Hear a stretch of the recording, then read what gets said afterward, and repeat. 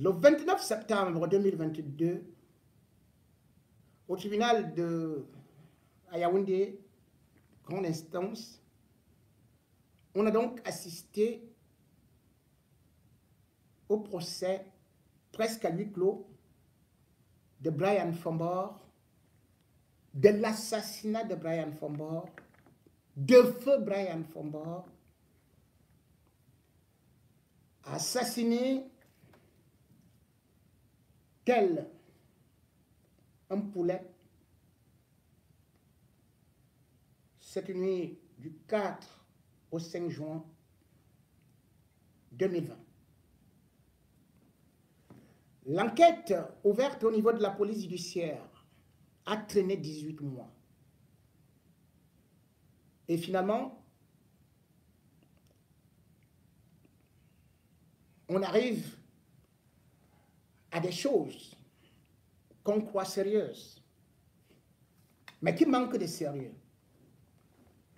Ça manque de sérieux parce que, première des choses, dans cet assassinat, le premier suspect, c'est Ivana Essomba, amante du défunt, qui était la personne avec qui il était, mais curieusement qui se retrouve dehors alors qu'elle avait été interpellée le 8 juin 2020 pour être relaxée le 10 juillet 2020, après seulement un mois. Et là encore au tribunal, alors que ses complices sont en prison, elle rentre calmement à la maison dormir. Et même Jean-Pierre Amour-Bellinga, lui aussi soupçonné, avec beaucoup d'éléments. Eh bien, il ne se permet même pas d'arriver au tribunal et pourtant il a été entendu en août 2020. C'est donc un déni de justice, ou alors une justice à double vitesse. Au départ, j'ai donné la version des faits. Comment est-ce que cet assassinat s'était déroulé? Beaucoup ont dit que peut-être j'allais vite en besogne.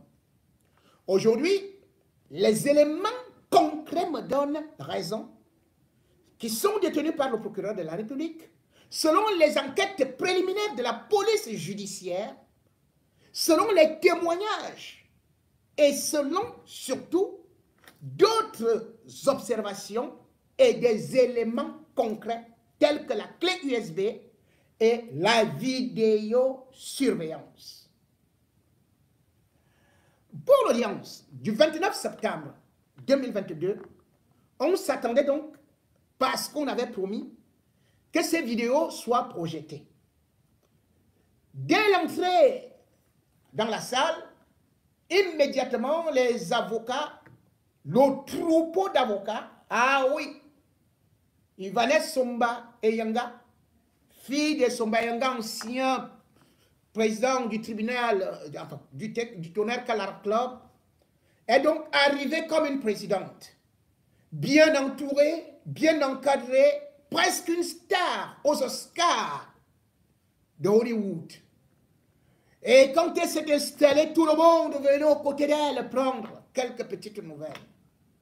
Et avant même d'ouvrir les débats, les avocats avaient déjà demandé que surtout pas des images. Et ils demandaient même qu'on enlève complètement la clé USB et toutes sortes d'images de visiosurveillance qui étaient pourtant des pièces essentielles pour ce projet, pour ce procès. Cette demande, ils disaient tout simplement que selon leur requête, ça ne valait pas la peine que cela soit projeté.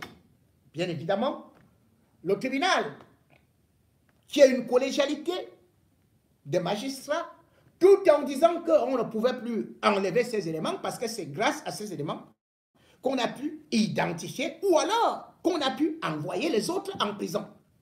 Mais cependant, aucune image à projeter. Et pourquoi?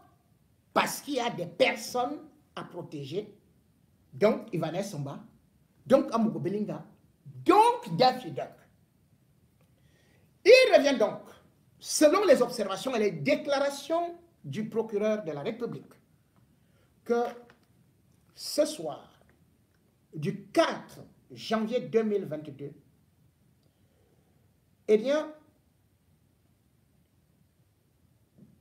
le jeune Brian Fombor, 28 ans, jet-setter, a été bel et bien victime d'un complot ourdi, bien organisé.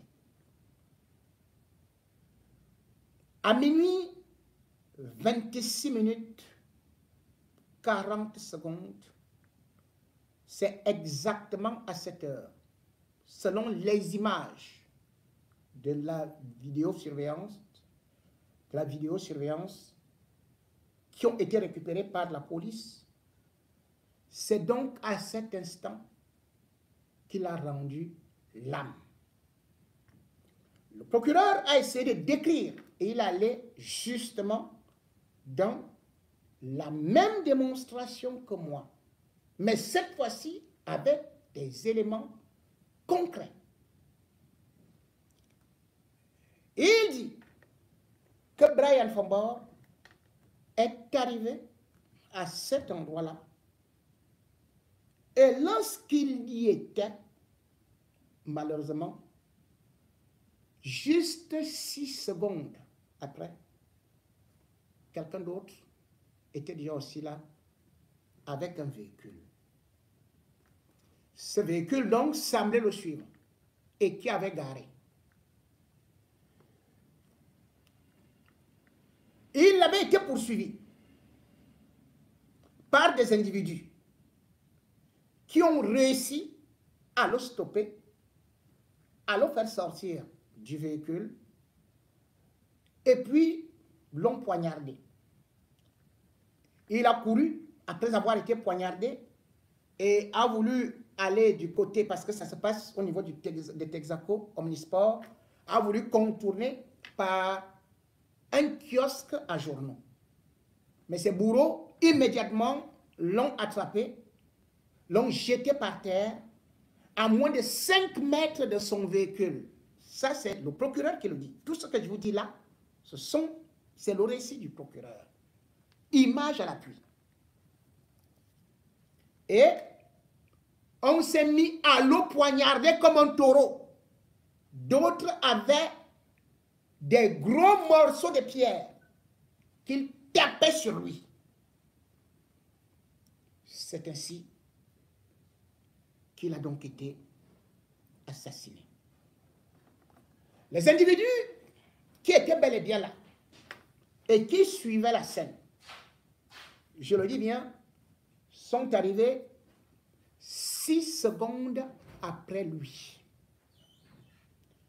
Lorsque il a été assassiné, parce que ce véhicule est resté 9 minutes, un individu est descendu pour venir se rassurer qu'il était déjà mort.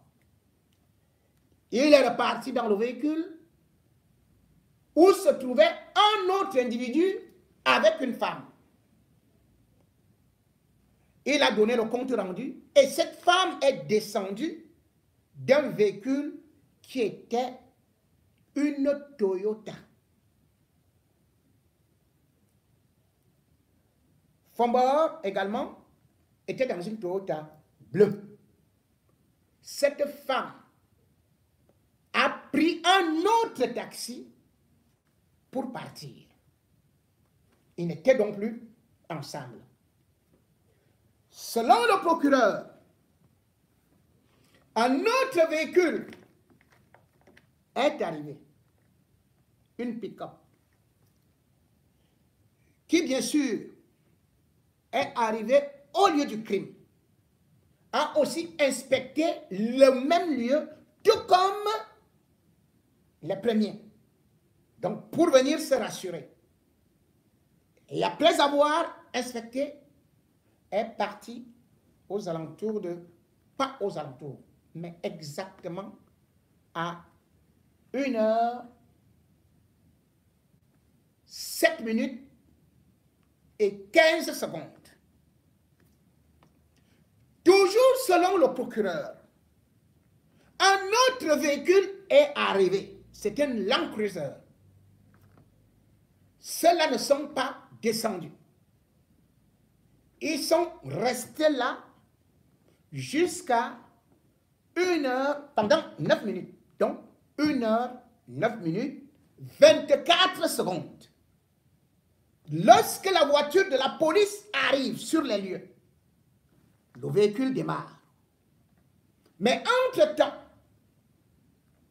toujours dans cette inspection, les vigiles sont arrivés, les vigiles d'une société de gardiennage sont arrivés aussi au même endroit. Un vigile a fait le tour du cadavre pour se rassurer qu'il était effectivement mort. Au regard de tous ces éléments, le procureur a déduit que c'était un crime très bien organisé, mais qu'ils ont voulu montrer comme étant un accident de Ben Skinner qui il aurait bousculé l'un d'entre eux et que c'est pour cela qu'ils ont pris sa poursuite. Et il dit, c'est faux. Puisque le procureur dit que Brian Fombor n'a jamais bousculé une moto. J'ai vu certains dire que c'est un problème de moto, sauf qu'il faut une pièce à conviction. Cette moto a disparu. Puisque personne n'a de photo de la moto. On dit que non, on a vu les étincelles, donc c'était la moto. La moto était en bas. Mais la moto était en bas. La moto s'est transformée en bouillie. Maintenant, la question qu'il faut se poser. Où étaient Ivana et Somba? Vous vous rappelez que juste après sa mort, après la mort de Brian Fombor, Ivana et Somba, âgés de 29 ans, a bel et bien fait une vidéo sur Snapchat où elle nous expliquait que pendant cette agression, qu'elle était présente. Le procureur de la République dit que quand on sort Brian Fombor de la voiture, il n'y avait personne d'autre à l'intérieur. Et d'un. Deux. Ivana Somba nous dit que c'est elle qui a fait le témoignage. Hein. Tout le monde a la vidéo que nous on a récupérée, même comme elle a supprimé. Elle nous a dit que Brian Fombor l'avait appelé, qu'il voulait un prêt d'argent. Et elle se trouvait à Titi Garage. Et finalement, Ivana Somba se confond en disant que oui, Brian Fombor ne pouvait pas aller à la maison parce que l'enfant était encore couché. C'est ça qu'elle fait maintenant comme déclaration. L'enfant était couché, donc il était dans la voiture avec elle. Lorsque deux individus sont venus sur la moto, et c'est là où il a donc pris fuite et il a bousculé cette moto. Donc ce n'est plus que Brian avait d'abord cogné une moto avant de venir la voir. Non. Deuxième des choses, elle a dit que Brian avait garé à côté. Or, les images de vidéosurveillance ne montrent pas tout ça. Puisque Brian Fombor est rejoint et est agressé, seulement 6 secondes après, elle dit qu'elle causait avec Brian Fombor. Brian Fombor lui demandait de l'argent, un prêt d'argent. Et c'est elle qui appelle Brian Fombor étant à Titi Garage. Et elle fait une vidéo pour dire, vraiment, ça doit servir de leçon aux autres. Ça doit servir de leçon aux autres. Vous appelez un monsieur, en pleine nuit, de venir vous chercher à Titi Garage.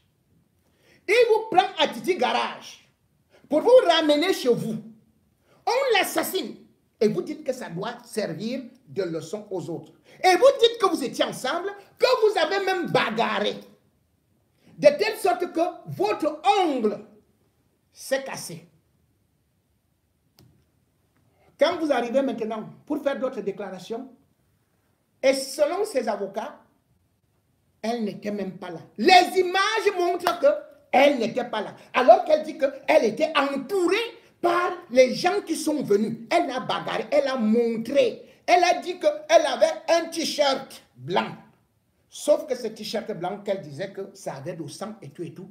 On ne voit ni goutte de sang, ni rien. On se rend plutôt qu'elle avait plutôt une robe.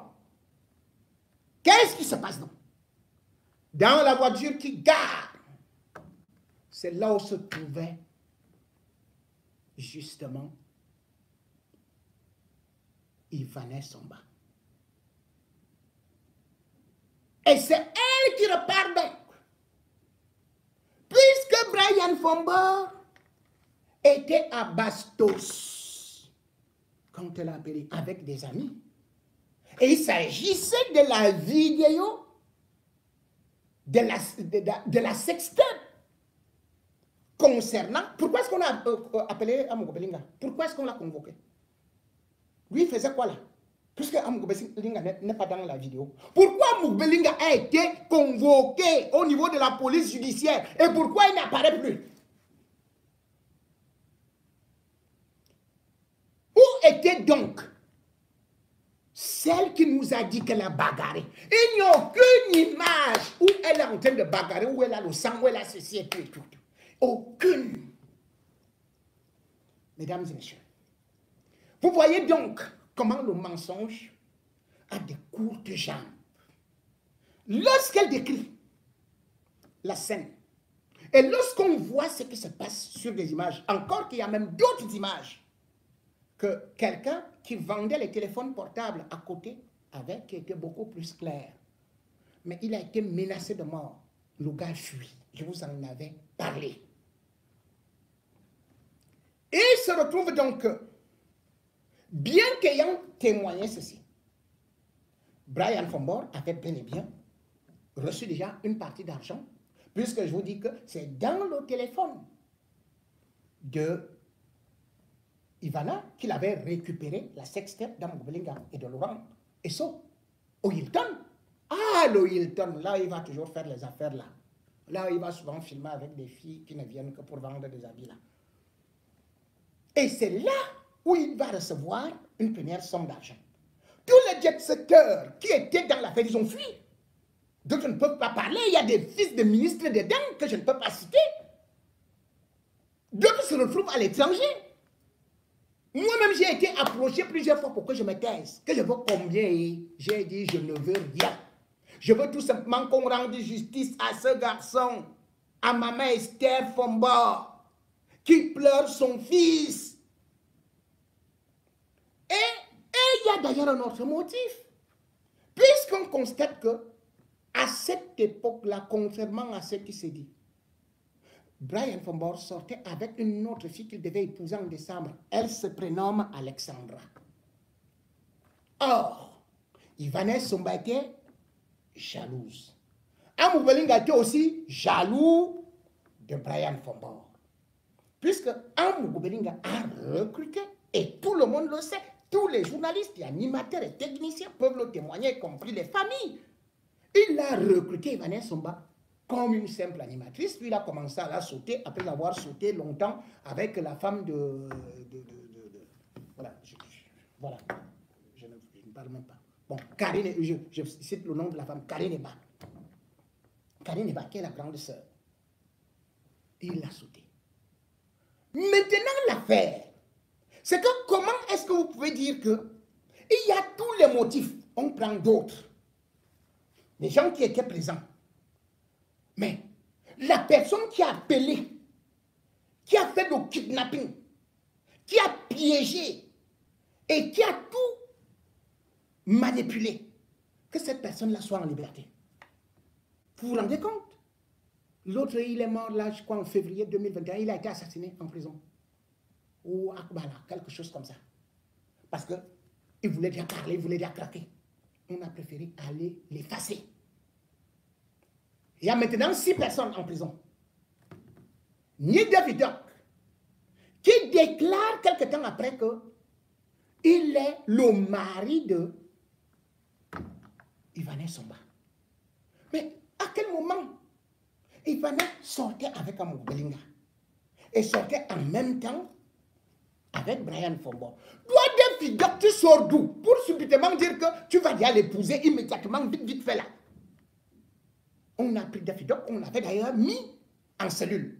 Comment se peut-il que Daffy Duck ne soit pas en prison? Comment se peut-il que le portable de Brian Fombor, que jusqu'à présent on ne nous sorte pas les conversations? Comment se peut-il qu'on ne nous donne pas les conversations du portable d'Amour Belinga et du portable d'Ivanais Somba? Comment se peut-il que Ivanais Somba ait d'abord affirmé qu'elle s'est battue pour qu'on n'arrache pas? Elle avait son portable. Hein? Et même le portable de Brian Fombor continue à fonctionner après son meurtre. Comment peut-on dire qu'on va faire une justice et on ne prend pas ces indications-là? Expliquez-moi. Comment peut-on refuser que des vidéos soient projetées? Voilà quand on a donc un ministre de la Justice qui fait tout ce que vous voyez comme acrobatie avec un individu de ceci et cela. Tout est détaillé dans cette histoire-là. Comment vous pouvez croire que au Cameroun, quelqu'un marche, on le met en prison? Comment vous pouvez croire que quelqu'un est impliqué dans un meurtre, qu'il ne soit même pas ce qu'on appelle inquiété pour qu'on dise d'abord qu'on te coffre d'abord? Quand il y a une affaire de meurtre, tout le monde en prison. Puisque Ivanais Somba est susceptible de condamnation si la justice au Cameroun existait et appliquait les lois selon le code pénal, article 276, c'est la peine de mort. C'est pas moi qui le dis. Ce sont nos lois. Même si je suis contre la peine de mort. Mais elle n'a pas été abolie au Cameroun. Et toute personne ayant participé à un meurtre, ayant cherché à protéger les assassins, ayant menti sur son implication dans un assassinat prémédité, parce qu'il ne s'agit pas d'un accident, il s'agit d'un assassinat prémédité, est susceptible d'être condamné à mort. Et seule une grâce présidentielle peut faire que vous puissiez échapper conformément à l'article 60, à l'article 22. Donc c'est le chef de l'État qui peut accorder la grâce présidentielle. Comment se peut-il que des individus qui sont donc susceptibles d'être condamnés à la peine de mort soient en liberté?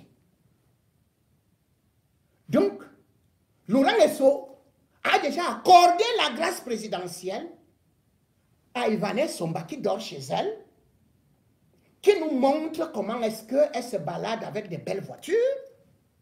La grâce présidentielle a déjà été accordée à Daffy Duck. Mais, dites-moi, les véhicules qui se trouvent dans les vidéos, la Land Cruiser,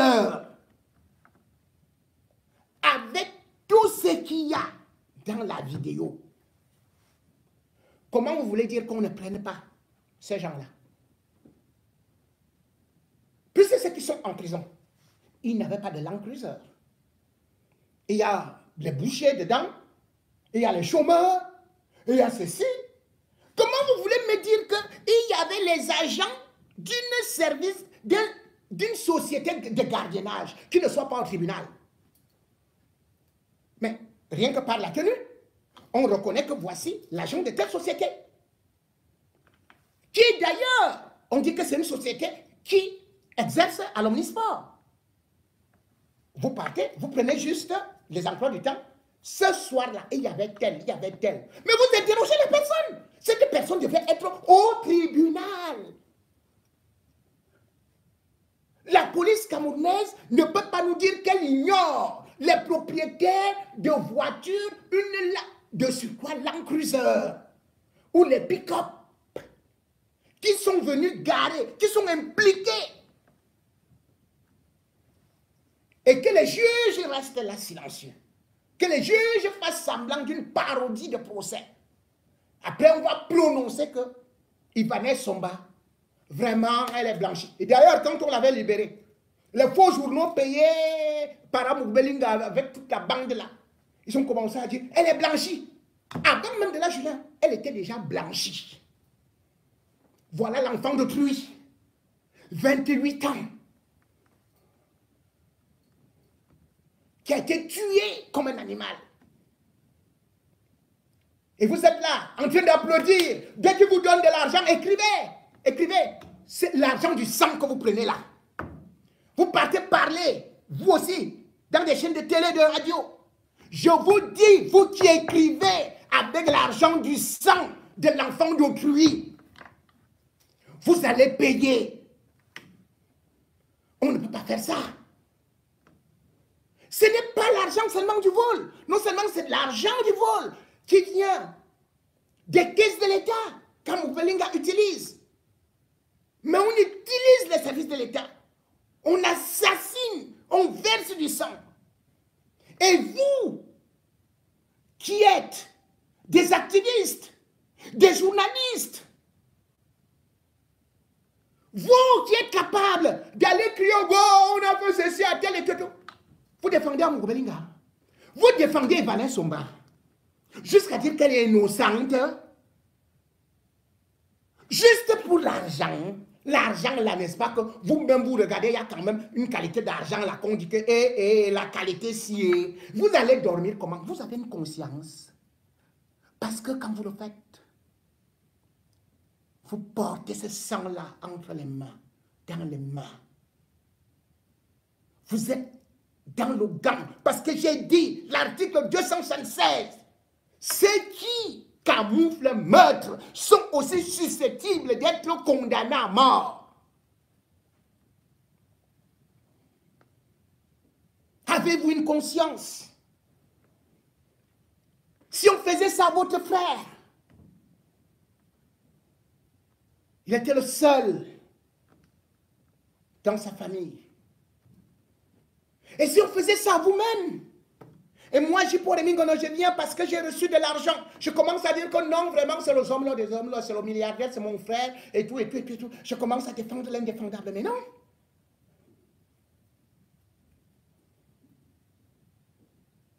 La conscience doit vous juger. Le sang de Brian Fambor est en train de pleurer. Et tous ceux qui auront participé à cet assassinat et qui auront pris cet argent pour camoufler la vérité seront sévèrement punis. C'est la loi du karma.